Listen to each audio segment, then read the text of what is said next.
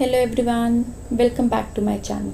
तो आज हम माइक्रोबियल फर्मेंटेशन के कुछ PYQs देखने वाले हैं। तो स्टार्ट करते हैं अपने फर्स्ट क्वेश्चन से, जो कि है which of the following curve correctly represents the antibiotic production by Streptomyces species.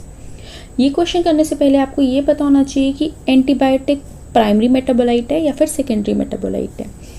जो जैसे कि हमने पढ़ा था, जो हमारा प्राइमरी मेटाबोलाइट है वो ग्रोथ एंड रिप्रोडक्शन के लिए हेल्पफुल होते हैं, जैसे कि विटामिन्स, प्रोटीन्स, मिनरल्स, और ये हमारे लॉग फेज में बनते हैं। इसी लॉग फेज को हमने ट्रोपोफेज भी बोला था। ये सब मैंने अपने पिछले वीडियो में पढ़ाया है, अगर आपने नहीं देखा तो काइंडली उसे चेक कर लीजिएगा। वैसे ही सेकेंडरी मेटाबोलाइट हमारे स्टेशनरी फेज में बनते हैं और इसी फेज को हमने नाम दिया था इडियोफेज। तो जो हमारा एंटीबायोटिक है वो स्टेशनरी फेज में बनता है, क्योंकि ये ग्रोथ एंड रिप्रोडक्शन में डायरेक्टली रोल प्ले नहीं करते हैं, बट डिफेंस मैकेनिज्म्स में मतलब इनडायरेक्टली ये इन्वॉल्व होते हैं। तो उसी बेसिस पे हम इस क्वेश्चन को सॉल्व करेंगे। तो जैसे कि आप सबसे पहले यहाँ पे दे सकते हैं न्यूट्रिएंट। तो न्यूट्रिएंट कभी भी एक्सपोनेंशियली यूज़ नहीं होते हैं, धीरे धीरे हमारे सेल्स जो थे वो लैग फेज से लॉग फेज में जा रहे थे, तो वो न्यूट्रिएंट भी धीरे धीरे कंज्यूम कर रहे होंगे। तो कभी भी आप ये नहीं देखोगे कि एक्सपोनेंशियली हमारा न्यूट्रिएंट डिक्रीज हुआ होगा। तो फर्स्ट एंड थर्ड ऑप्शन तो वैसे ही चला जाता है। अब हमारे पास बचता है सेकेंड एंड फोर्थ ऑप्शन। तो जैसे कि मैंने आपको बताया कि आपके जो सेल्स है जब स्टेशनरी फेज में पहुँचेंगे तब ये एंटीबायोटिक बनते हैं। तो अगर हमें फोर्थ ऑप्शन देखूँ तो जो आपका बायोमास है जब स्टेशनरी फेज में पहुंच जाए तब ये बता रहे हैं कि एंटीबायोटिक भी स्टेबल हो गए, पर ऐसा नहीं होना चाहिए।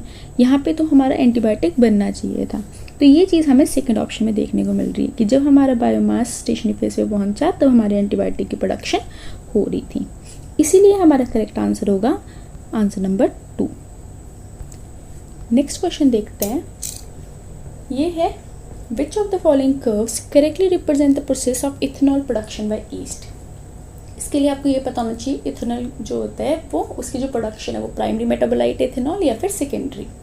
तो इथेनॉल हमारा प्राइमरी मेटाबोलाइट होता है। तो प्राइमरी मेटाबोलाइट बन रहा था हमारे लॉग फेज में। इसी के हेल्प से हम क्वेश्चन को सॉल्व करने की कोशिश करते हैं। तो सबसे पहले जैसे कि मैंने आपको बोला था कि हमारा न्यूट्रिएंट कभी भी एक्सपोनेंशियली यूज अप नहीं होगा, तो फर्स्ट एंड सेकेंड ऑप्शन को तो हम हटा देते हैं। थर्ड को भी आप हटा दोगे, ऐसे भी यूज़ नहीं होगा। सबसे पहले वो धीरे धीरे हमारे न्यूट्रिएंट जो था, क्योंकि सेल्स लैग फेज में थे इसलिए वो वैसे रहा और धीरे धीरे फिर वो यूज़ होते हैं। तो आंसर होना चाहिए फोर्थ। और इसमें आप ये भी देख सकते हो जब बायोमास स्टेशनरी फेज में था इथेनॉल भी यहाँ पे हमारा स्टेशनरी फेज में आ गया।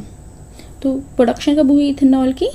लॉग फेज में। इसीलिए हमारा करेक्ट आंसर होगा आंसर नंबर 4। नेक्स्ट क्वेश्चन है Coliforms are used as indicator organisms of sewage pollution because they are। सबसे पहले आपको पता होना चाहिए जो कॉलीफॉर्म्स है वो होते क्या है। तो जो कॉलीफॉर्म्स होते हैं वो उसका एग्जाम्पल है इकोलाई, जो कि हमारे इंटेस्टाइन में परमानेंटली रिजाइड करते हैं, जैसे कि हमारे कोलोन में, ठीक है। और इवन ये फीसेस वगैरह में पास होते हैं। तो अगर ये फीसेस में पास हो रहे हैं तो ये सीवेज पोल्यूशन कॉज कर रहा होगा।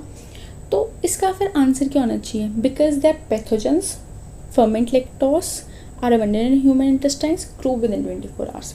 तो इसका सही आंसर होना चाहिए they are abundant in human intestine.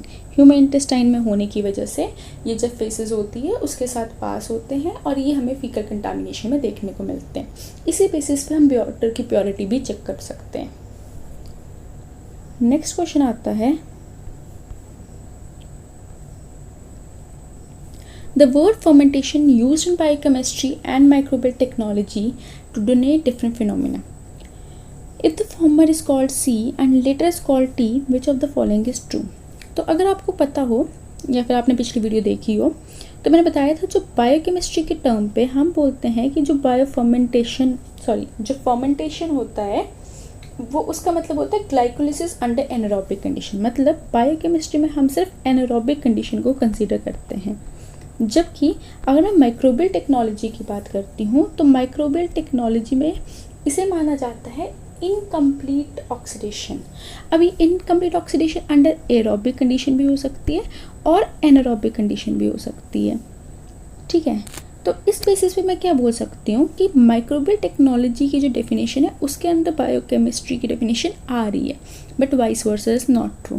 तो हम बोल सकते हैं ना कि जो ऑल सी इज़ टी, मतलब बायोकेमिस्ट्री की डेफिनेशन के अकॉर्डिंग एनारोबिक था, तो all C is T but all T is not C. तो इसी के बेसिस पे हमारा करेक्ट आंसर हो जाएगा फर्स्ट।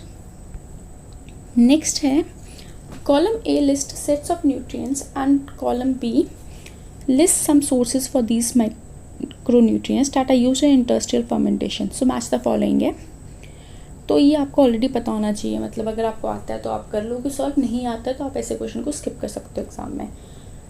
जैसे कि नाइट्रोजन, तो जो हमें नाइट्रोजन है वो हमें मिलता है सोया मील से, तो आप देख सकते हो ए का 1 के ही मैच हो रहा है, तो फर्स्ट और सेकंड में मतलब थर्ड एंड फोर्थ नहीं है।